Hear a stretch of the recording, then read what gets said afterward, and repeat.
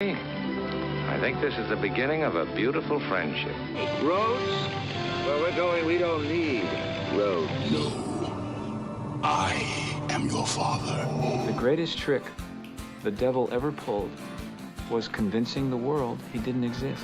You're listening to After the Ending, the only film podcast where we tell you what happens after the ending of your favorite films.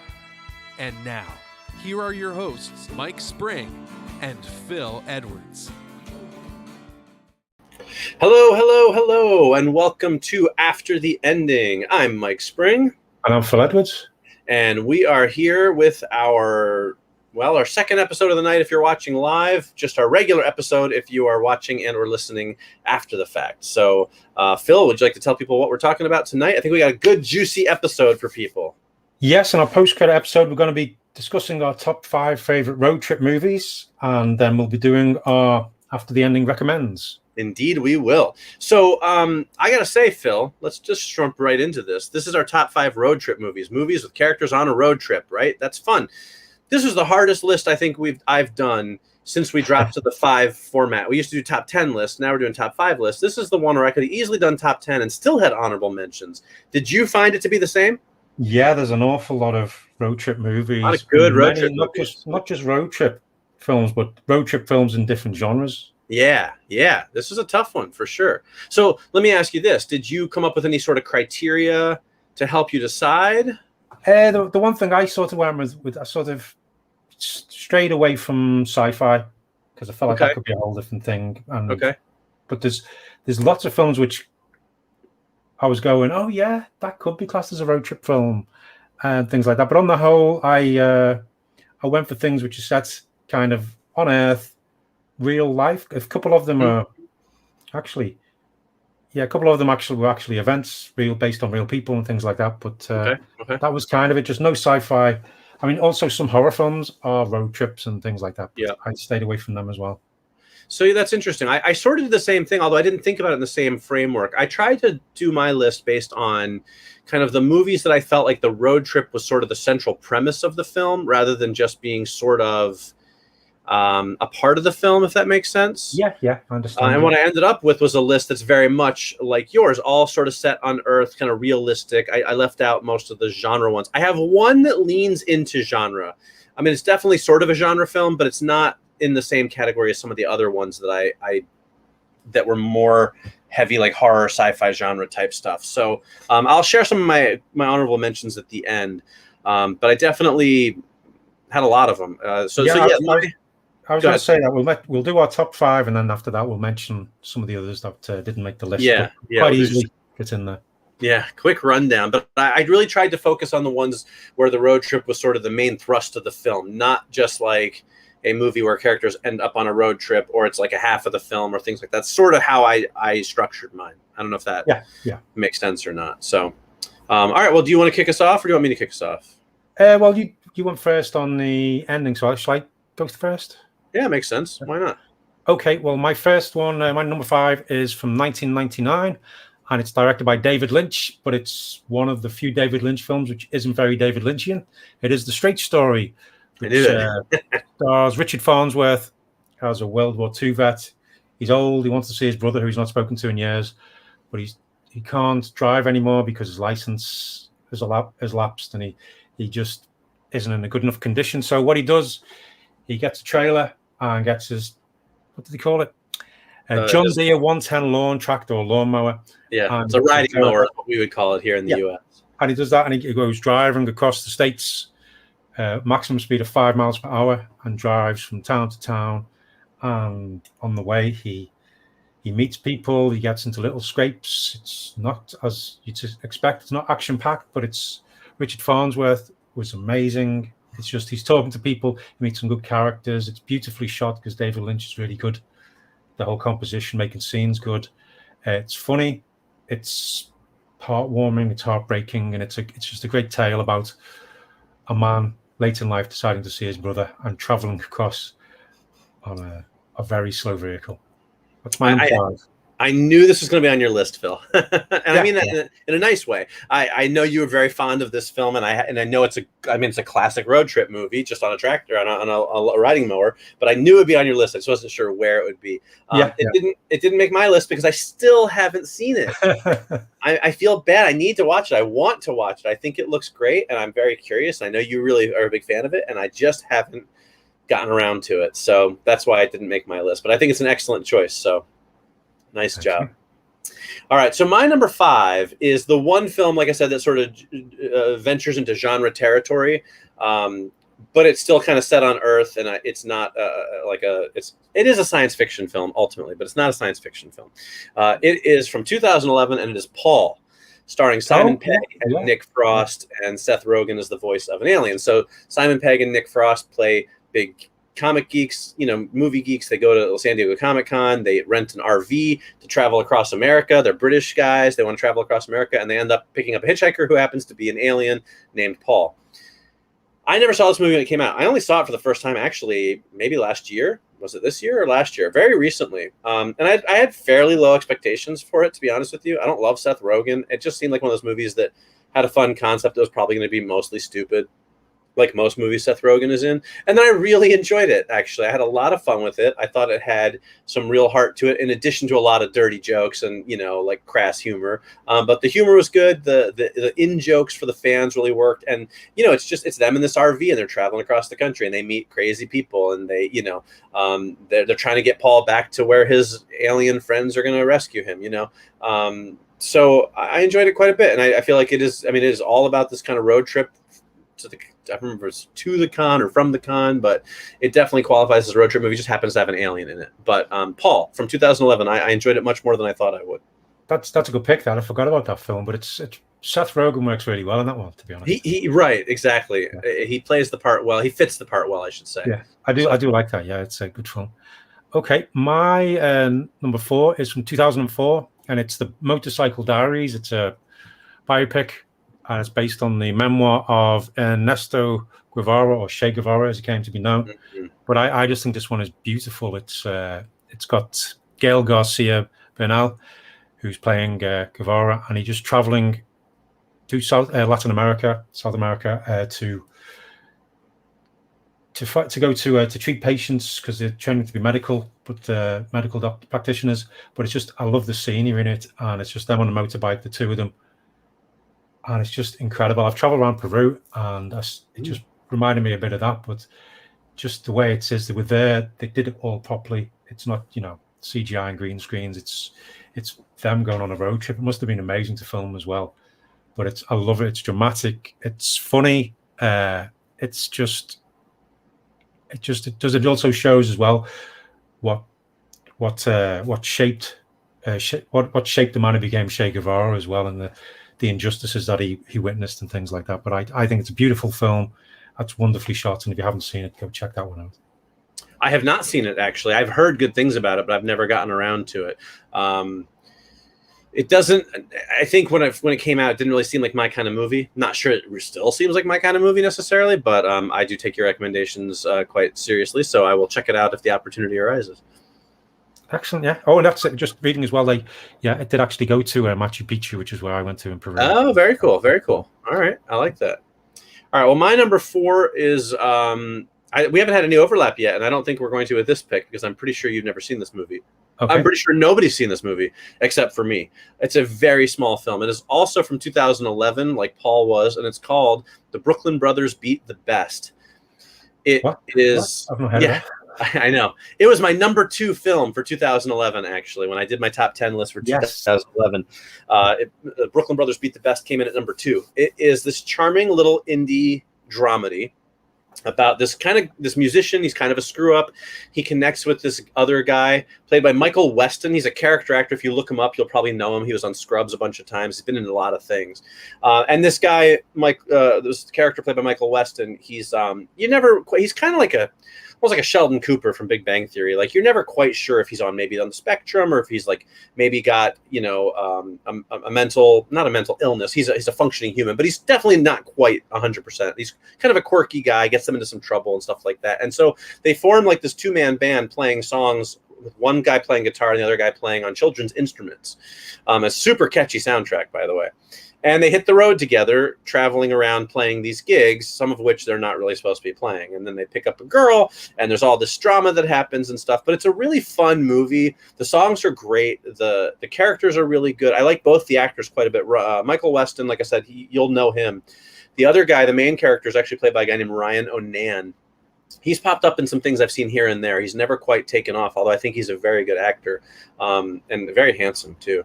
I hate people like that, but it's a really charming movie that I've been talking. I try to, anytime I get a chance to talk about it, I will, and I never get a chance to talk about it. It just doesn't come up very often, but it is definitely a road trip movie. It's very enjoyable, and it's called The Brooklyn Brothers Beat the Best, and they even have a soundtrack album out that you can pick up, which I have, of course, and it's delightful. Some really, really catchy songs. So it's not really a musical because it's like them playing gigs. It's not like that people just break into song. So even if you're not a musical fan, it's not that kind of movie.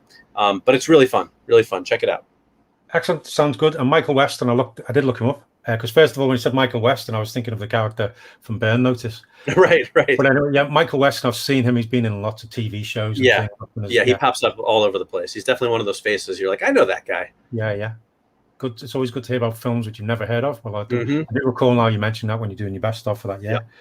Okay, my number 3 is one we've talked about a few times. We went after the ending way back in episode 3, but it is Planes, Trains, and Automobiles. Very nice. Probably would have been higher if we were doing like road trip comedy movies, but it's my number 3, and it's 1987. It's Steve Martin, John Candy, trying to get home for Thanksgiving.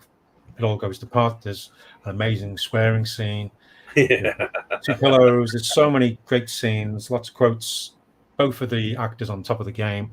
And also it just has you in tears at the end as well, which it still does when I watch it now. There's always that you go, it's coming, but it still gets you. But that's my number 3.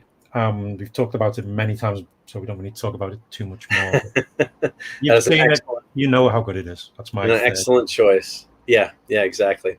All right, very good. So my number 3 is a movie from 2006, although, again, one I did not see until about a year or 2 ago. I don't know why I sometimes miss these movies, but I do. And it is Little Miss Sunshine. Oh, yeah. Another film I didn't expect to like quite as much as I did. A lot of critical acclaim, bunch of Oscar nominations, great cast. And it was one of those movies I'd heard about how good it was for so long that I was like, it can't be that good. I'm not going to like it, or it's going to just be like, okay. And I watched it a year or 2 ago, and I really, really enjoyed it. It's just terrific. The whole interplay between the little girl and Robert, that guy, not Robert De Niro, the other Robert.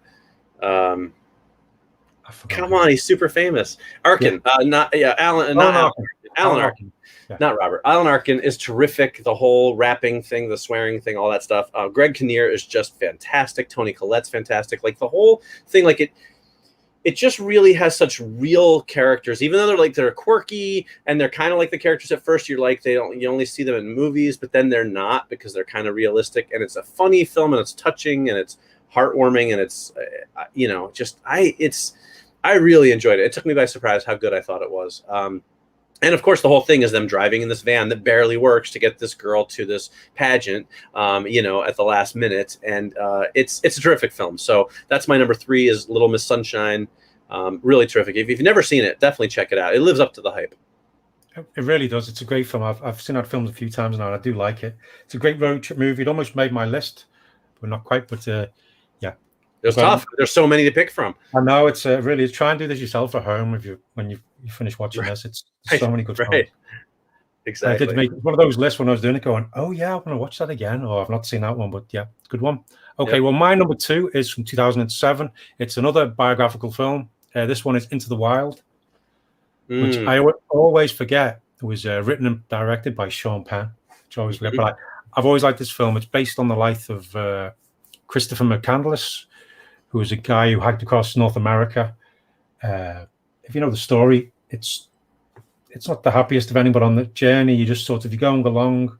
I mean, people have questioned, some of the decisions he made, but what he does, he basically just wants to go off the grid and just wants to live and walk and travel through America, be one with the wilderness and just do his own thing and not be pushed down by the man. But it's another one. And it's like all the good road trip movies, especially the more dramatic ones. It's where they're traveling along from place to place, so you get to see the beautiful scenery. You get to see them, how they interact with the scenery, but also how they interact with the people they meet. And you always get to see oddball, strange people and things. But this one, it's got Emil Hirsch. He's playing McCandless. But you got others: Vince Vaughn, Catherine Keener, Kristen Stewart, and Hal Holbrook, who's amazing in it, and many other familiar faces. But I love this film. It's got a great soundtrack as well by Eddie Vedder from Pearl Jam. But it's just a beautiful film, and I've watched it lots of times. I can watch it again and again. Really good film. So I think I've come to the conclusion that I'm never going to see Into the Wild. And here's why. I've wanted to. When did it come out? 2000 what? 2007.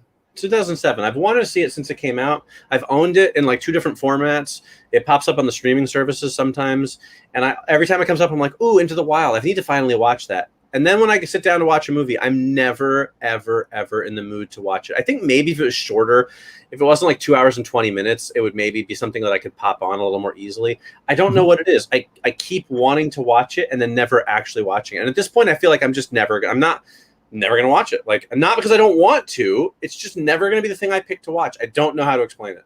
Oh no, I think it's one of those things that I think all of us who like films have got movies like that, which we know are good and we know we'll probably enjoy, but we never get around to seeing never get around to it. Yeah, maybe you've got to be in the right mood and stuff. There's films, my Blu-rays have got up here and on my streaming lists and things. It's just, yeah, you're going, I'll sit down and watch that, and then you're not in the mood for it. You're going, well, do I watch this cut? Do I watch that cut? And then in the end, you just go, well, I watched something I've seen umpteen times before. Right. Some of them, like Paul, I just never had the opportunity to watch. I never got a review copy. It never fell into my lap. I just never, like, this movie I've had every opportunity to watch, and I just never have. So maybe someday. Who knows?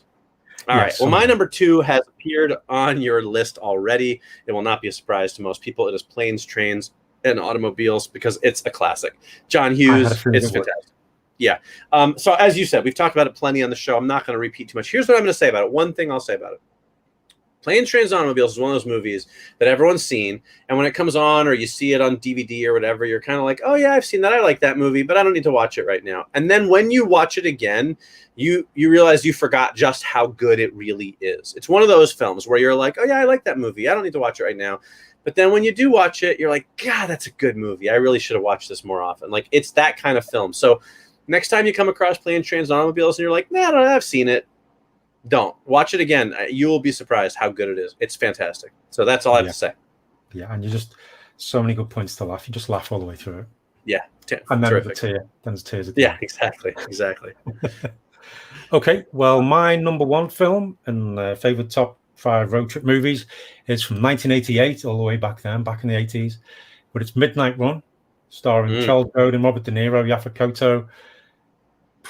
Well, Joey Pants, Philip Baker Hall, Dennis Farina. But I love this one. It's for those of you who haven't seen it, first of all, go and watch it. It's hilarious, full of bad language, so warning there. But it's basically Robert De Niro is a bounty hunter, bail hunter, whatever you want to call it. But Charles Grodin is an accountant who's gone on the lam, and so Robert De Niro is going after him.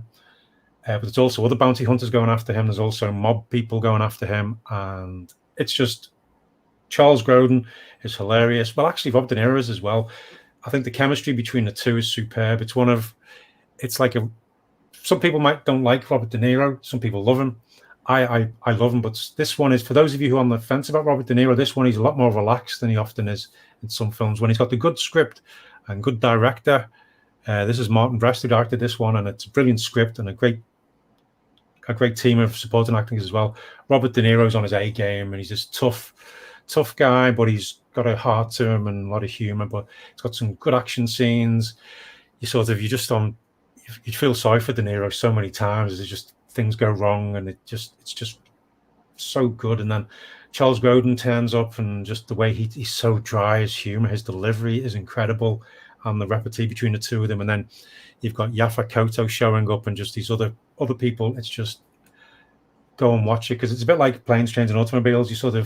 You forget how good it is, because I saw it when it's a few years after it came out, probably a bit too young to appreciate it all, but then watch it again about 10 or 15 years ago, and then about 5 or 6 years ago, and it's just, every time I watch it, it's just hilarious. It's just funny, and it's quite good as well because I often forget bits of it. So I'm always surprised by it. But that's my number one road trip movie, Midnight Run. That is a good choice. It's funny you say that about being too young to appreciate it, because I've had this near the top of my to be rewatched list for quite some time. I know that people really love this movie. I saw it when it came out. I was a young teenager, and I definitely did not appreciate it, and I've never seen it again since then. Yeah, so it didn't make my list, but I've because so many people are so fond of it, I'm like, I really need to watch this movie as an adult. You know what I mean? Like, it's not a movie for kids. And I was effectively a kid, and I want to watch it as an adult, and I think I'll really enjoy it. I just haven't had a chance to rewatch it yet, but it's very much one of those movies that as soon as I get a chance, I'm going to rewatch it. So didn't make my list, but an excellent choice for sure. Thank you. All right. Well, my number one is maybe a surprise. It's Britney Spears' Crossroads. She's not a girl, not yet a woman. I'm just kidding. That is not my number one pick. Sorry. Couldn't resist, though. I had to put it on the list somewhere. It's not my number one. So my number one is actually a tie. We haven't done a lot of ties these days. No. But this one is a tie because I couldn't figure out a way to not have them tie.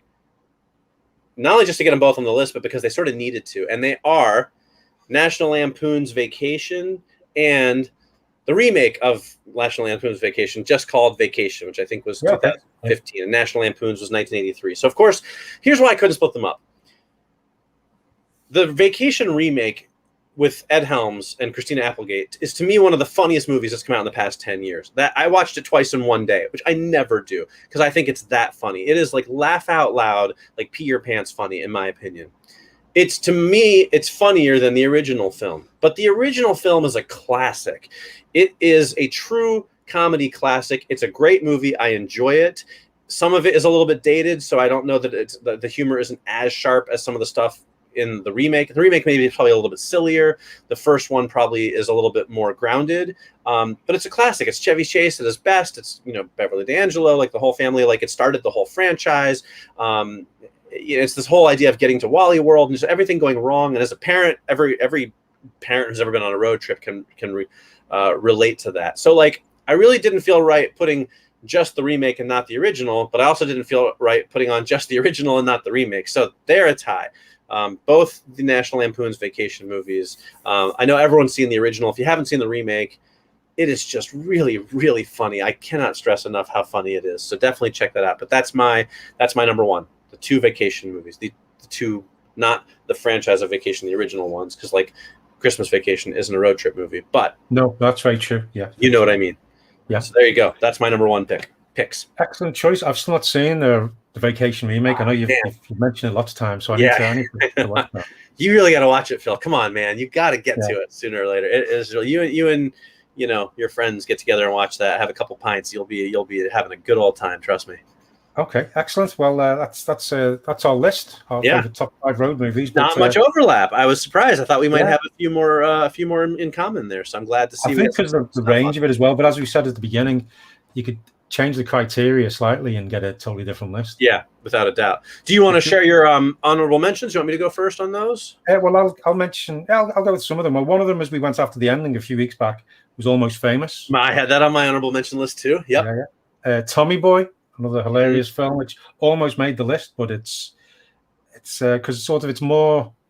Yeah, they do lots of traveling, but didn't quite fit the mold for me. Easy Rider, of course, is a classic. It's just one I've not seen in a long, long time, and I that's sort of like I want to rewatch that as well because I haven't seen it. It's about 20 years, so I want to see. It probably hit me differently now, being this age. Smoking the Bandits. Oh, good one. Another good one. Duel. Yeah. I had a feeling years ago. Logan, which is kind of a road trip, but only just. But it's that's more like a smaller side of things. And Mad Max Fury Road, which is basically a road trip there and a road trip back again. That was on my list as well. But again, sort of didn't really fit the criteria. Yes, it's a road trip, but it's not a road trip movie. It's an action movie. You know what I mean? So it didn't make it. So these were all the ones that were in serious consideration for my list. It Happened One Night with Clark Gable and Claudette Colbert. Great. The Blues Brothers. But again, that was one where it's not really about a road trip. It has a road trip in it. You know what I mean? And they're mostly just driving around. It almost played my list as well. It was sort of didn't quite. Yeah. Almost Famous didn't make it only because the same thing. Even though they're on a road trip, the movie's more about like the music and the rock and roll life and the groupies than it is about the road trip aspect of it. Even though it's a heavy part of it, but it just didn't quite fit. Stagecoach from 1939, John Ford and John Wayne. Kind of like I don't know if there's much of a road in it, but it is a road trip film. Zombieland was on there because they travel across the country. Eurotrip was probably the one that came the closest. It got edged out by Paul. I think Eurotrip is an incredibly funny, raunchy teen movie made in the American Pie aftermath. And Road Trip also, I like both of those, but I actually think Eurotrip is a little bit funnier. Plus, it gave us the song Scotty Doesn't Know, which is one of my favorite songs of all time. And Matt Damon singing it in the movie is one of the funniest things ever. So that one just got edged out. Mad Max Fury Road, same thing. It's a road trip, but it's not a road trip movie. Green Book almost made it. I actually really like Green Book. I know it has some criticisms about its historical accuracy, but I really like it regardless of how accurate it is. That's a good one.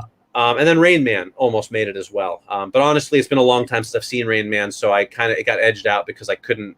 It's not as fresh in my memory as some of the other ones were. So yeah, of course. Those were my honorable mentions. Tough list, man. There's other movies that I liked that I didn't even bother writing down. This is just the ones that made actual serious consideration. So it was tough for sure.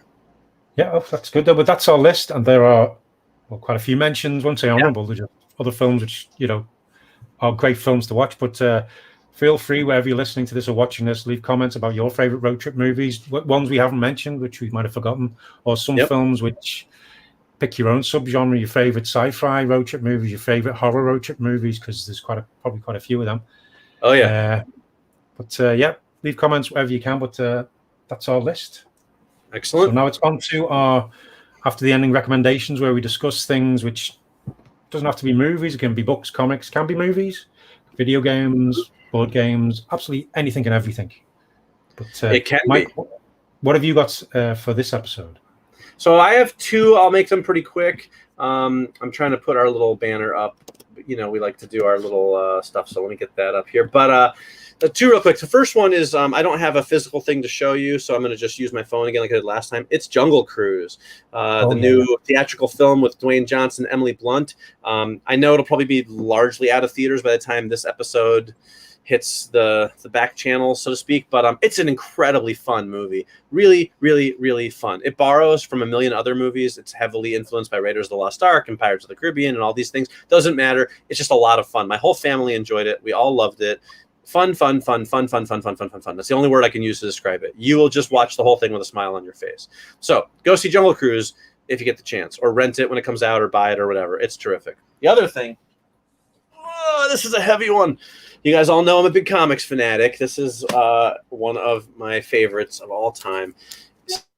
So it's Green Arrow, the Longbow Hunters Saga Omnibus, Volume 1. Now, here's the thing about this, guys. So you can see how big this book is. It's ginormous. It's like 800 or 900 pages.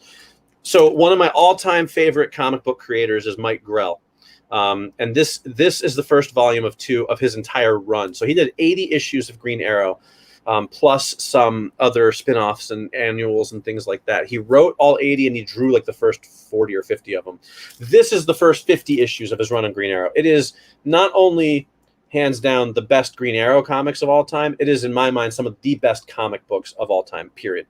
The artwork is great. It's very kind of loose and sketchy, but it's terrific. The story, though, is really what makes it I love the Green Arrow character. He's sort of this brash, loudmouth, ultra-liberal, like rich Robin Hood type character. He's so different from any other superhero, and I love him. And this is the best of him. It's got the super serious Longbow Hunters saga to kick things off, which is a really deep story. And then it gets into his regular monthly where he does all kinds of things. He tackles social issues like homelessness and drug addicts and stuff like that. And it's brilliant stuff. If you have the means, it's a big book, but it's some of the best comics you'll ever read. So Green Arrow, Longbow Hunters Saga Omnibus, Volume 1. Volume 2 coming out in the next 2 or 3 months. So there you go. Those are my recommendations. Oh, so heavy. Excellent. I love it. Well, Jungle Cruise will be on Disney Plus if anybody subscribes. Right. Yes. Definitely watch it as soon as it's available. The Longbow Hunters, that was a great story arc. I've only read part of that though, but I'm tempted by that. That's and I'm telling you, you'll be hard pressed to read any better comics than what you. I do like Mike Grell as well, and Green Arrow. Yeah, the whole run. Well, my I've got 2 recommendations as well. First one is a novel which came out 2-3 years ago, I think. But it is Meddling Kids. Oh, I've heard of that, but I haven't read it. Edgar Cantero, and as you can see on the front, and also by the name of it, it's heavily inspired by Scooby-Doo, but it's not the Scooby-Doo team, but it is. Different names, different characters, but it's basically they're like sort of in the 20s now. I don't know how old they were actually, but anyway, they were kid detectives in this picture postcard kind of town, but solving crimes and all that kind of stuff, sheep smuggling and the like. But there was one case which was a bit strange, and they sort of misremember it, and then they all sort of went to separate ways. Some of them got arrested, some of them became famous. One of them died. The dog had a puppy, and things like this. But then it's always this thing niggling the back of the head, and for whatever reasons, they all get back together again to go back to the town and discover what it is. And it goes well. If you like a bit of Lovecraft, there's elements of that in it, and but there's also the whole elements of the person in the mask, behind the mask, misdirection, things like that. But it's funny, it's dramatic, there's some really scary bits in it as well. But if you like Scooby-Doo, if you like mysteries, if you like Lovecraft, if you like small town America, it's lots in there. But it's Meddling Kids, published by Titan Books. I love it.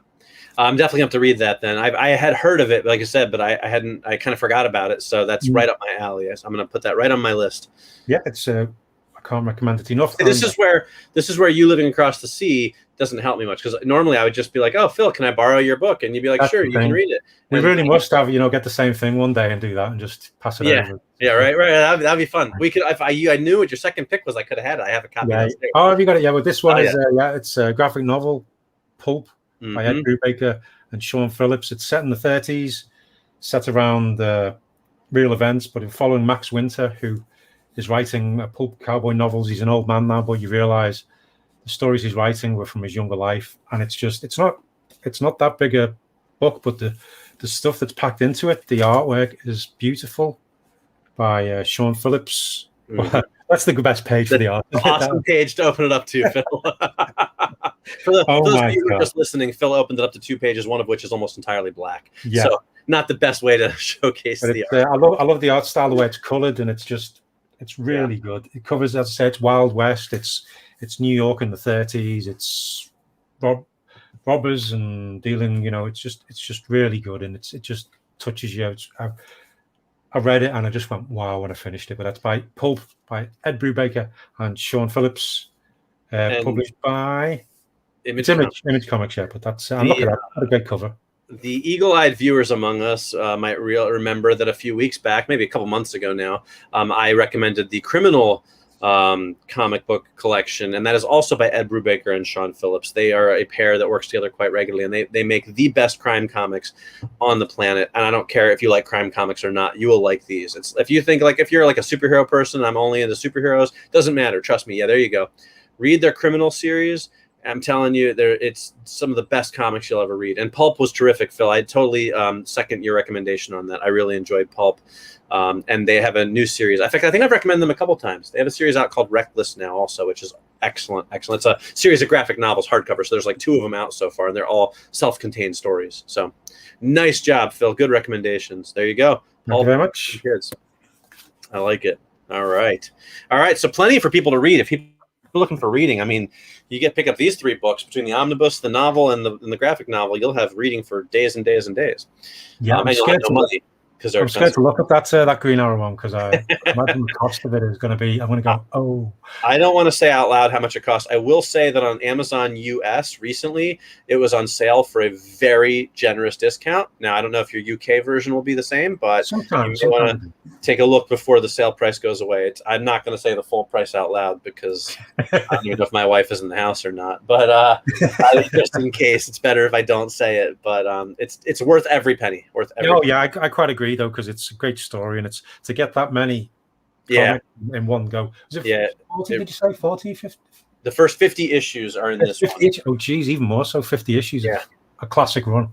Yeah, it's amazing. So All right, good recommendations, a good top 5 list this week. I think I'm going to go ahead and chalk this up as a good episode. I'm going to go ahead and say it. I'm going to put it out there. It's official. It's a good episode. Yeah, it's official now. All right, so that is going to start to wrap us up, though.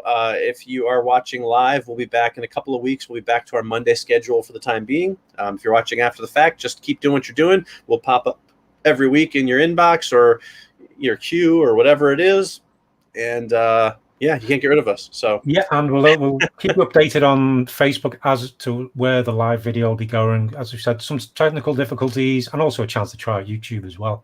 Yeah, and hopefully, hopefully next time we'll be back on Facebook, I'm going to reach out to them, see if we can get that all fixed up, and we'll be back to our normal live location next episodes. So, all right, it's going to do us for now. So I will just say, as always, we thank you greatly for listening and watching. And as always, I'm Mike Spring. I'm Phil Edwards. And we'll see you next time. After the ending.